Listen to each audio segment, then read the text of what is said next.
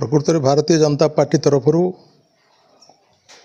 आज दिन ठारू अक्टोबर 2 तारिख पर्यंत 15 दिन धरिक सेवा पक्ष चली।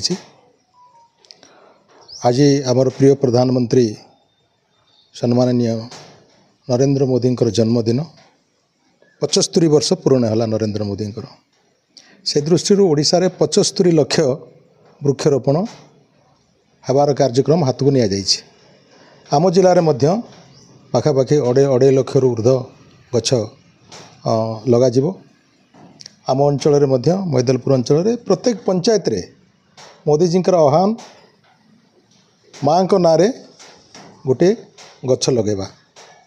समस्त नागरिकों को समस्त स्वेच्छासेवी संगठन समस्त अनुष्ठान एवं समस्त व्यक्तिविशेषों को से निवेदन करिसेंती एटलिस्ट अंतत पक्षे गोटे गोटे गछ समस्ते लगातु। तार मूल कारण है जे वर्तमान ग्लोबल वार्मिंग कारण देश रे जलवायु परिवर्तन होची। वर्षा हवा जगार वर्षा हो नहीं, वर्षा न हवा जगार वर्षा होची।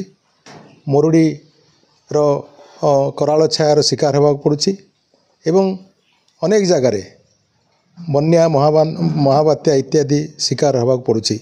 ये सबूर मूल कारण है माने गछपत्र अभाव जंगलर क्षति। से दृष्टि समस्त को गछ लगे आह्वान करा जायछि। मु अत्यंत खुशी आम अंचल सहित नवरंगपुर जिलार एवं समग्र देश रे समस्ते आज ए काम लगी। मु समस्त को माँ गोटे गछ कार्यक्रम रे सामिल होइथिबारु मु समस्त को अंतर सहित धन्यवाद ज्ञापन करुछि। एवं आसंता दिन मानकरे ब्लड डोनेशन कैंप स्वच्छ भारत अभियान रे स्वच्छता आनिबा मंदिर प्रांगण विभिन्न रास्ता घाट इत्यादि इत्यादि पंचायत ऑफिस इत्यादि इत्यादि जोठी जोठी सफा सुतरा करने कथा से सबुरे एटा आपण माने जानती 2014 मसीह से जिते प्रधानमंत्री हेले से दिन ठारू आह्वान देइछंती एवं खुशीर कथा समस्ते एथिरे सामिल होउछंती।